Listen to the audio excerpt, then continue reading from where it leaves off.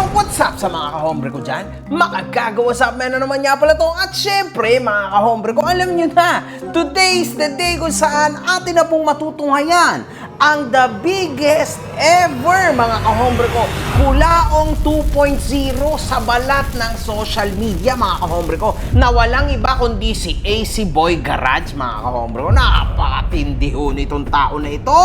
Ito na ho ang ating ika-4 na update tungkol sa napakainit na isyong kinasangkutan ho ngayon ni Boy AC Garage o AC Boy Garage mga kahombre ko. Hinahanap nyo ba ako sa Facebook? Eto na ang bagong Facebook ko mga kahombre ko. Follow nyo ako. Nagkaroon ho ng video si AC Boy Garage kung saan nag-vlog ito dahil may natanggap siyang food delivery. So dito mga kahombre ko, nagsisimula na ho siyang maging Norman Mangusin. Huwag niyong kakalimutan, ito yung ginawa ni Norman. Kinasuhan niya nga kami! Magde-deliver kayo? Oo. Tawagan niyo yung number na nagpa-deliver. Oo. May pansit pa. Oo, di ba? Tawagan niyo yung number na nagpapa-deliver. Hindi na ba kayo naawa dito sa mga delivery ng Cagayan? Putang ina nyo, napakatarantado nyo eh. Di ba? Ngayon, mula sa susunod, huwag kayong tatanggap ng order. Sabihan niyo yung mga kasama nyo.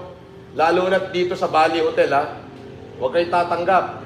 Gawan nyo muna ng aksyon niya at bibigyan ko na lang kayo ng pera. Sinungaling ka talaga, Norman. Anyway, mga kahombre ko, ganyan na ganyan ho ang plano ni AC Boy Garage, mga kahombre ko. Hanap buhay niya yan eh. In fact, dito, makikita ho natin na kesyo, ito daw ho ay isang malaking fake booking. Sabi niya, in fact, nagpapaawa siya na kesyo, grabe naman ang mga bashers. Dapat hindi na kayo nandadamay ng ibang tao. Kung galit kayo sa akin lang kayo magalit. Kulang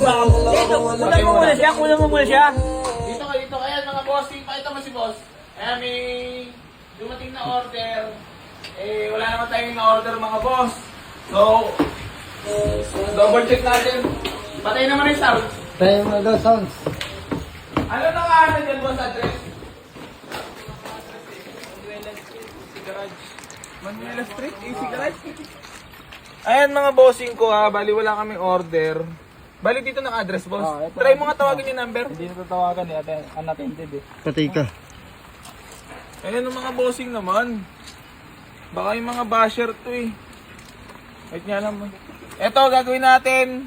Alam mo, sabihin ko dito sa vlog. Ano din ba ulit? Maawa naman kayo sa mga ano. Maawa naman kayo sa mga rider, mga bossing ko. Katulad niyan, tinan mo, kung di ko babayaran yan, walang anong mangyayari diyan kay bossing. Oo nga. Kung may mga bossing ko, kung may galit kayo sa akin, huwag nyo na idamay yung mga rider ha. Oo. Kasi hindi maganda yan mga boss. Ito yung magsasabi lang ako sa inyo, kung gusto nyo akong i-hate or gusto nyo akong i-bash, mag-comment na lang kayo dyan sa comment section. Ako na lang.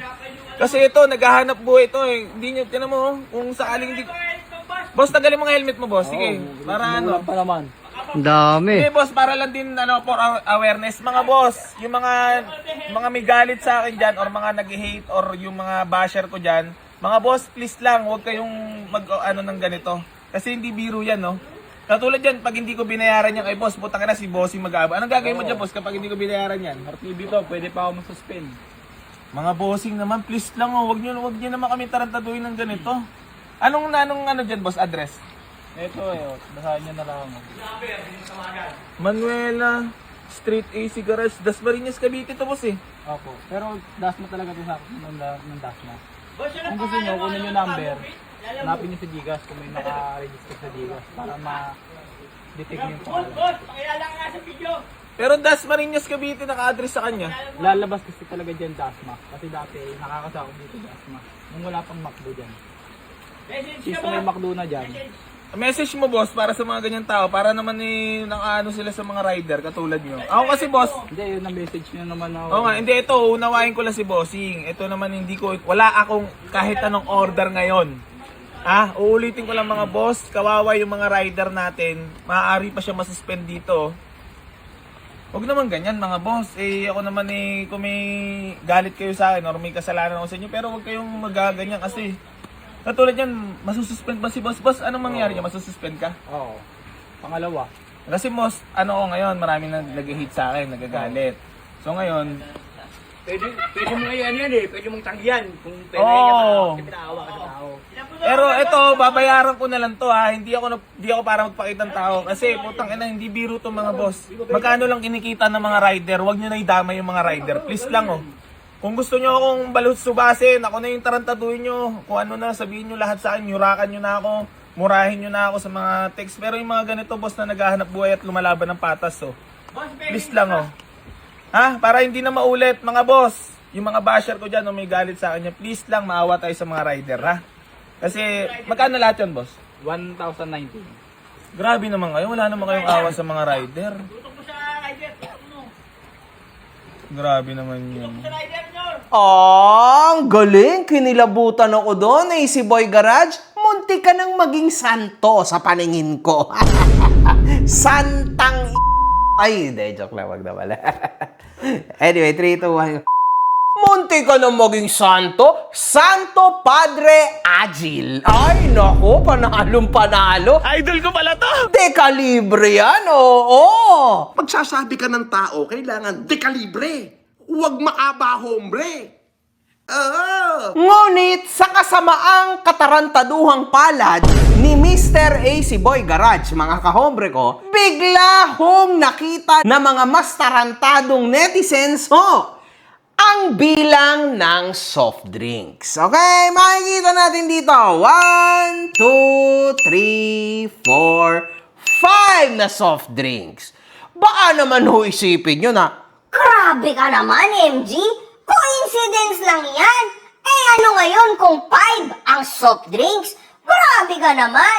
Eh, imposible naman na mabibilang yan kung fake booking yan, di ba? binanatan niya ng 5 agad para malaki agad ang gastos ng recipient.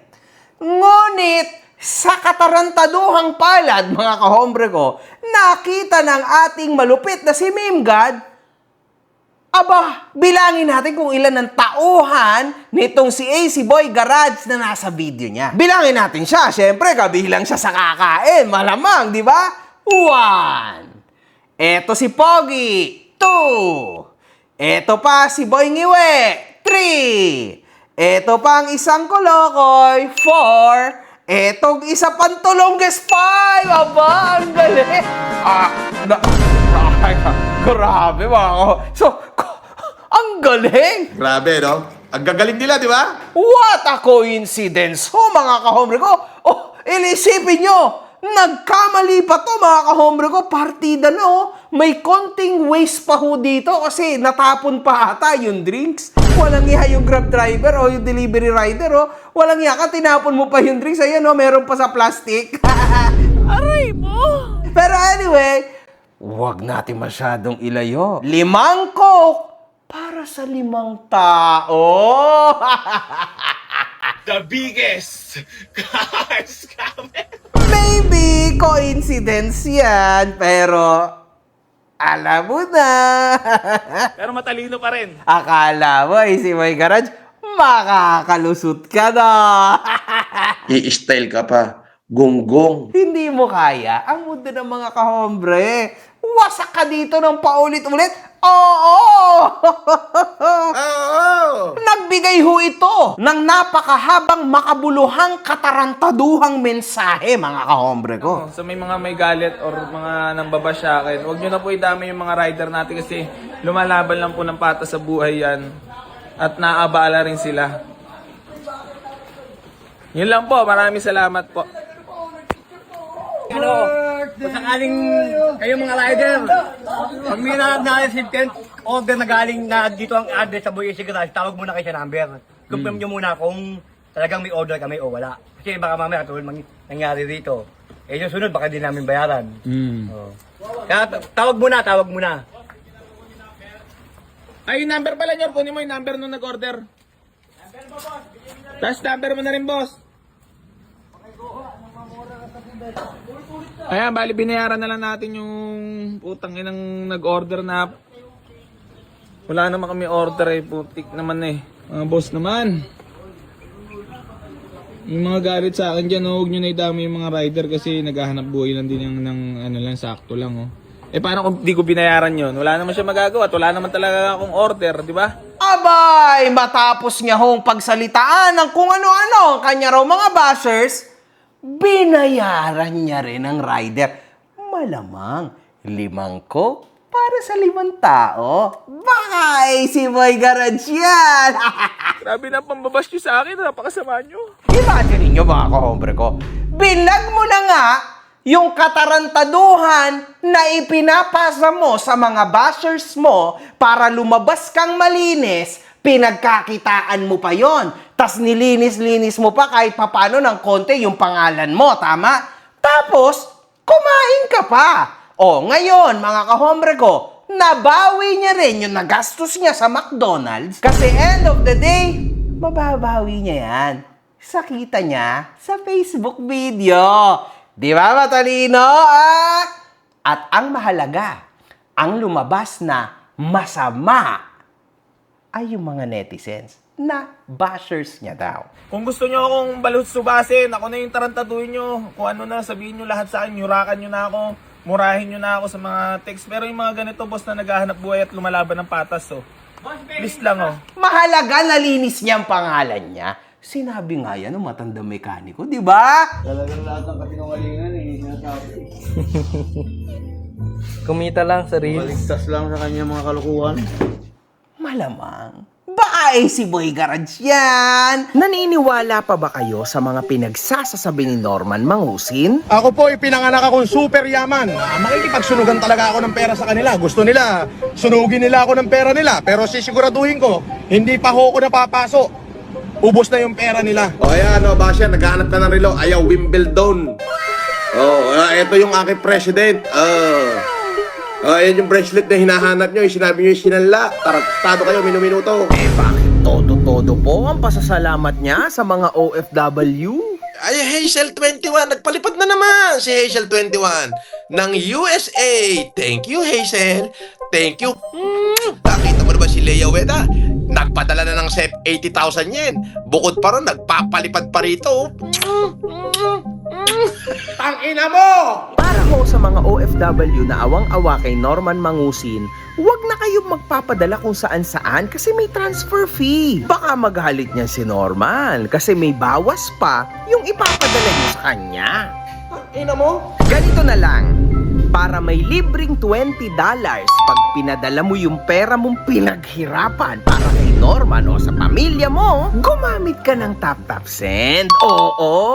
Oo! Ang TapTap Send ay isang remittance money transfer application. At kilala ito dahil una, fast transfers ang pera mo darating agad. Mapa-Gcash man yan, BPI, BDO at kung ano-anong bangko na may online. Napakasimple, di ba?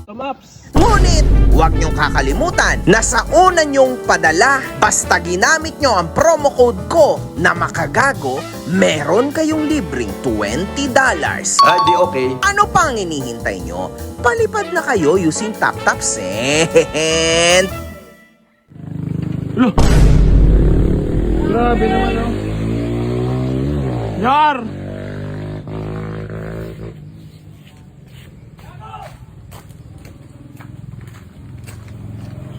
Yar! Ang dahil food panda ngayon dyan. Ang dahil food panda. Camera, siguro si camera raw. Ne? Sino yung sumigaw na yun? Boss, wala kami order na kaya, boss. Grabe naman kayo mga bossing ko. Inaano nyo naman yung mga rider natin, oh. Maawa naman kayo sa mga naghahanap buhay, oh. Sa mga nagtatrabaho ng marangal, oh. Kunin mo yung number nito isa-isa, oh. Grabe naman, oh. Parang di naman kayo naawa sa mga rider, oh. Grabe mga kahombre ko, nakakaawa nga yung 5 rider, ano? Naku, nakakaawa mga kahombre ko. Sige nga, abante nga tayo sa katarantaduhan nito. Awa mo talaga. May sigaw pa niya, scammer, oh. Kala mo. Bakit mo, babalingin kita rito. Ay, nako, dapat hindi mo sinabi yan. Sino ito nagsabi na ito? Scammer, oh. Kala mo. Bakit mo, babalingin kita rito. So naku mga kahombre ko, nagbantaho ito sa isang pasante lang mga kahombre ko. Dumaan lang, no? nababarilin niya daw ito. Wow!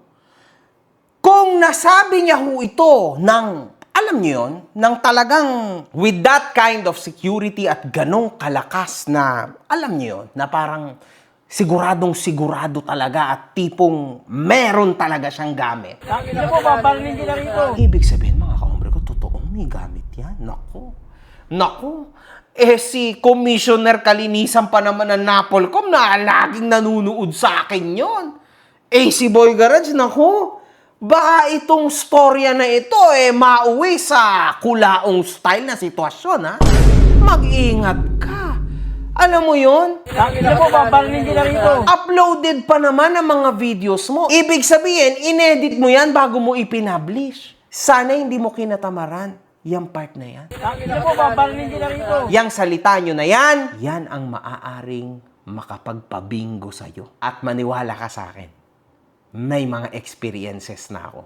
Dahil lang sa mga small mistake, then biglang lumalaki na yung mistake hanggang sa lumalalim na tayo hanggang sa ito na.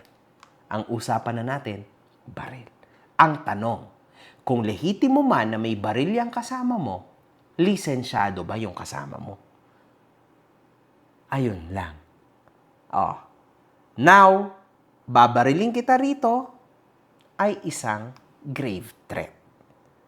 Kaso yon. Tangin na po, babarilin kita rito. Delikado tong sinasabi o ginagawa nyo na to.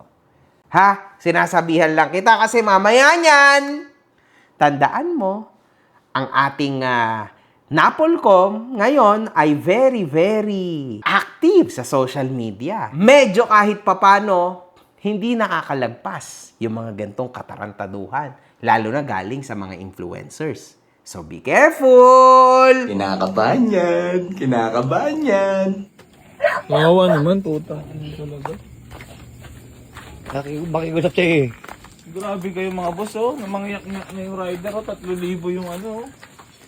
Hindi na kayo naawa sa tao. Baka pwede po makiusap mula dito kasi talaga ang pangabaw na dito Ako po. 3,000 po. Kinausap ko na po yung customer service. Kaso wala daw po talaga silang Pero magagawa. siguro- Kahit i-return daw po sa vendor, di pa rin daw po talaga makakanta. Grabe kayo, kawawa yung tao. Sobrang kawawa si ano. Boss, Anong pangalan mo, boss? Mark Lawrence po. Taga saan ka? Sa FCI, Langkaan. Nag-aaral ka ba? Bali working student po. Tangina, pupunta kita nyo naman, working student to. Dito mga kahombre ko, sa dinami-dami hong pwedeng maitanong ang ating bida na si AC Boy Garage, ang una niyang naitanong, kung nag-aaral pa ba ang rider? Nag-aaral ka ba? Bali working student po. Bakit mo naman tatanungin ang isang tao ng ganyan? Rider siya, iba naman ang ipinunta niya dyan. Wala naman siyang plano na maging classmate mo? O ano ba siya? Naging classmate mo ba siya in the past? Para itanong mo yan, di ba? Puro kasinungalingan din na nang sinasabi niya. Wala namang katotohanan. Maniniwala pa kayo dyan. Di ba? Isa siyang rider na nag-deliver ng in-order mo. In this case, pinapalabas mo na fake booking ito. Galing sa mga bashers mo. Ngunit, unang tanong mo pa lang sa rider, halata na. Nabulilyaso na agad ang iyong argumento. Kaya wasak na na. Umbaga ngayon, kunwari, dumating ako sa iyong shop. Diba? Darating ako, oy, good morning, AC Boy Garage. Ang unang tatanong mo sa akin, Boss MG, anong suot mong brief? Diba? Parang ang layo. Ang layo, man. Diba? Pumunta ako sa garage mo para mag-check ng kotse. O, ganun din ito, di ba? Pumunta siya dyan sa garahe mo kasi meron siyang delivery. Tas ang stupid ng mga tanong mo. Di ba, mga kahombre ko? Like, mapapatanong ka. Abante tayo. Nag-aaral ka ba? Bali working student po. Tangina, pupunta kita nyo naman, working student to. Sinagot siya na working student. So, syempre, matalino si AC Boy Garage. Influencer na to, hindi naman to aabot sa milyon-milyon na followers kung tanga to, mga kahombre ko. Syempre, kaya niya ginustong lumabas sa bibig ng rider na ito, o delivery rider na ito, na working student siya, para mas dramatic. Malamang, di ba? Oo. Kasi tandaan nyo, ang pusong Pilipino ay sobrang maawain, mga kahombre ko. Nakakalungkot naman ito. Grabe, working student. Tapos, finake bookingan nyo. Eh di syempre, masama na naman ngayon yung mga basher. At ang malinis na naman dito, ay si Boy Garage. Malamang, di ba? Sabi sa inyo eh. O, sige nga. Bigyan mo ako ng nakakalungkot na background music, ha? Nag-aaral ka ba? Boss, isa lang ho akong working student. Di ba? Nakakalungkot, di ba? Kaya nga makagago pangalan niya kasi gago yan eh. Oo. Siyempre, alam nyo na mga kaobre ko, come on man, di ba? Oh, versus, ulitin natin, meme guy. Nag-aaral ka ba? Hindi, boss. Ba't naman ako mag-aaral? Eh, delivery rider nga ako eh. This is my job. Oh, di ba? Nakakaawa versus nakakabuisit. Tama? Oh. Alam ko na yan, si Boy Garage. Ikaw naman. Ano ka ba? Grabe. Tatangahin mo ba naman ang mga kahobre ko? Gusto mo tadyakan ka sa ulo niyan? Aray mo. Baka gusto mo dagukan ka sa noo ng mga yan. Aray mo. Ano ba yan? Ano ba yan? Ano ba yung... Ha? Kenny Rogers po. Pati nga, putang ina talaga ng mga Maraming tao, po, mga ano. Mga gago kayo, tang ina naman, oh. Sabi ko, huwag na kayo mandamay ng ibang tao. Mga nagtatrabaho ng marangal to. Nananahimik eh. Ito, mga pang politiko. Puta na, grabe to. Kenny Rogers to. Tapos yung soft drink, ito pa po, saka isang soft drinks na 1.5. Dito talaga naka-address to? Opo, ito po yung pinaka ano. May mga notes pa nga po sila ng mismong AC Garage. Ano number? Tulad ng Jamil, long time ago. Naalala niyo yun, yung 3 AM challenge? Putangin na nyo! Yung pala, gabi lang, hindi naman madaling araw pa noon, nung panahon na yun. Tangin na nyo! Pero doon nag-start ang downfall ng mga yon, mga kahombre ko, kung naalala nyo. Ganon din ang nangyari kay AC Boy Garage. Makikita ko natin dito na nakakonect ho sa Wi-Fi ni AC Boy Garage yung cellphone mismo nung delivery rider. Ang galing! Ang galing! Ang galing! Kaya naman pala, mga kahombre ko, unang tanong ni Boy AC Garage ay kung nag-aaral ba daw itong rider? Nag-aaral ka ba? Bali working student po. Di ba? Malay nyo, mga kahombre ko, kakilala niya talaga to, di ba? Ang galing mo! Kasi in the first place, mga kahombre ko, bakit na agad ito nakakonekta sa Wi-Fi nila doon sa garahe nila? Ang hirap paniwalaan na baka naman naka-hotspot lang to sa iba niyang cellphone o baka naman may pocket wifi ito o kung ano man, napaka-imposible nun. Mahirap yon, mga kahombre ko. Meron din namang gagawa nun na iba't ibang mga riders, mga kahombre ko, pero mahirap po yun. Kasi in the first place, ikaw ay isang rider. So, di hamak naman na mas madali na sa'yo, di ba? Na magdala ka ng power bank, tas yung cellphone mo, nandun, tas sa cellphone mo, may data ka na. Yun yung una mong puhunan doon, mga kahombre ko. Now, it becomes stupid kung ikaw ay may dalawang cellphone, tas yung isa mong phone, dun ka nakikiconnect para sa hotspot. Mga kahombre ko, come on, man. Mahirap na yan. Kasi tandaan nyo, syempre, delivery rider to, trabaho niya to, and at the same time, nagtitipid din siya. Malamang. Back in the day kasi, mga kahombre ko, nag-delivery din ako sa Domino's Pizza sa England. Kaya may idea ako kung ano yung easiest way, mga kahombre ko. Pero hindi ako sa moped or sa motor. Sa kotse ho ako. Okay, nagde-delivery ako sa kotse, through car. Kaso bulok yung kotse ko noon, hindi gumagana yung saksakan ng charger. Kaya ako may power bank. Tas yung phone ko ang gamit ko para sa GPS. Okay, pero kaya alam ko, kaya may idea ako sa gantong movement, mga kahombre ko. Ngayon, para sa akin, nadali si AC Boy Garage dito. Legit. Aray mo! Aray mo! Aray mo! matibay. Dahil sa mga videong ito, muling dinagsa at nakatikim na naman si Boy AC Garage ng sandamakmak na bash comments mula sa mga kupal na netizens, mga kahombre ko. Ganyan din ang naging galaw ni Kulaong noon, di ba? Gas-gas na yan, gawa ka ng bago. Lakas ng trip mo, AC, kayo-kayo lang din kakain yan eh. Sakto, gutom kayo after nyo mag-nom-nom. Uy, ano nom-nom? What the fuck, man? Ano yun nom-nom? Hudas talaga eh. Hindi daw nila in-order, pero sakto yung pagkain para sa kanila. Dahil sa mga comments na ito, gumawa na naman ng video si Boy AC Garage na may caption na scripted daw.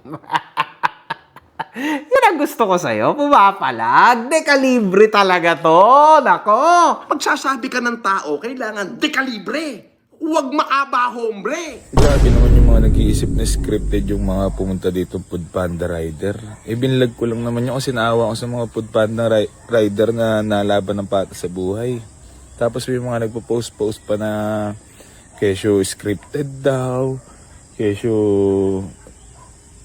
pakulo ko lang daw yun para matabunan yung issue. Hindi yun ganun eh. Binlag ko yun kasi naawa ko sa tao, sa mga tao nagtatrabaho ng maayos na dinadamay nyo na wala namang kilalaman. Nadadamay sila eh. Hindi maganda yung ganyang gawain eh. Tangina. Sabi ko nga, tangina ako na lang i-bash nyo eh. Huwag na yung mga taong walang inalaman na nagtatrabaho ng marangal eh. Tangina, pag-iisipan nyo pa, pag gagawin nyo pa ako ng kwento na issue lang yun, gawa-gawa ko lang yun. Tangina. Para saan? Tangina. Para saan yun? Dito, mga kahombre ko, lumalabas na ho ang matitinding frustrations nito si AC Boy Garage, ano? Ngunit, to tell you the truth, mga kahombre ko, eto sasabihin ko sa inyo bilang influencer kung ano ang meron sa likod nito. Kung sa akin ito nangyayari, una sa lahat, hindi ko na ho ito i-video. Hindi ko na talaga ito i-video. Alam niyo kung bakit? Kasi lalong nakikita ng kung sino man ang gumagawa ng fake booking, mga kahombre ko, na napipikon ka pala. Na ikinakapikon mo pala tong ginagawa niya, uulit-ulitin niya yan. Di ba? Or else, dadagsa pa yan. Lalo na at isa hong negosyo yung kanyang garage. O malamang, dadagsa, lalo ang napakaraming delivery. Tama? Di ba? So, ang hirap mga kahombre ko na maniwala talaga, no, na totoo ito. Sa tingin ko, napakatindihong kapekean ito. Trust me with this, man. Kasi talagang hindi pa rin siya tumitigil. Sa tuwing may dumadating ko noon na fake booking, video siya agad. Marahil, pwedeng for awareness yon. That's for awareness para sa mga bashers niya na lalo pa dagdagan ng fake bookings kasi kinakapikon niya pala yun. Di ba? Ano ba yan? Puta, wala namang bearing sa lipunan yan. Ngayon, mga kahombre ko, kung totoo ito, tatahimik na lang ito at literal na ipapablatter niya na ito sa barangay at gagawa siya ng aksyon. Legit yan, mga kahombre ko. Pero kung ganito lang, sali-salita na naman tayo, di ba? Vlog-vlog lang to, wala na. You know the rules, man. Alam nyo na yan, mga kahombre ko. Hanggat ganito ang laro, ang hirap paniwalaan na totoo ito. O, tulad niyan, meron na naman dito, isang truck, vinidyo niya. Meron ding isa, box-box ng tubig. Meron pang isa, lipat bahay daw. Man, ewan ko. Pero, mga kahombre ko, dito ho, lalabas na kung bakit, mga kahombre ko, dapat nating hindi paniwalaan ang mga kwento ni AC Boy Garage. Kasi makikita natin dito na ang katabing driver nitong lipat bahay utility van ay mukhang yun ho ang napagbentahan kuno ng isang Toyota 100 Hans, mga kahombre ko na. Parehas lang huya tatong mga kahombre ko. Sa tingin ko, ito nga talaga yon. So, tignan nyo ang itsura ni kuya na bumili ng sasakyan at itong isang kuya, mga kahombre ko, na nasa isang utility van. So, nakikita nyo na mga kahombre ko. So, in short, talaga hong isang napakalaking scripted nito. Dahil sa mga vlog na ito, lalong ginaganahan ang mga tao na makita ang kanilang kalokohan sa mga susunod na kabanata ng mga videos niya, mga kahombre ko. In fact, hindi humamatay-matay ang issue ni AC Boy Garage dahil patuloy niyang dinadagdagan ang mga kabulastugan niya, mga kahombre ko. Mag-isip ka na, panahon na. May kumakalat din ng video kung saan nagmamaneho si AC Boy Garage habang wala itong seatbelt. So ayan mga boss, nakabidyo na yan. Nandito na tayo sa titignan nating unit. Ito mo yan, ang CRV Gen 2. So ayan mga bossing ko, bali nandito na tayo ngayon sa titignan nating unit. Sana sumama. Swerte ka ba? Wala ka bang balat sa puwet mo? Wala naman. Baka may balat ka ha? Pag may balat, baka di sumama to. Ano masaya mo sa unit? Sariwa naman o. Ayos naman po. Ayan na. So, bababa muna kami mga boss. Ayan, mga kahombre ko, good luck na lang sa'yo, paring AC Boy Garage. Huwag ka magpapahuli, ha? Man, kailangan ka pa namin dito sa community ko, dito kasama ng aking mga kahombre. Kaya mo yan, man. Manlaban ka. Let's go. Let's go, Aji. Let's go. One love, good fucking vibes. One love, good fucking vibes. Yes, of course. Galingan mo pa, putang ina mo!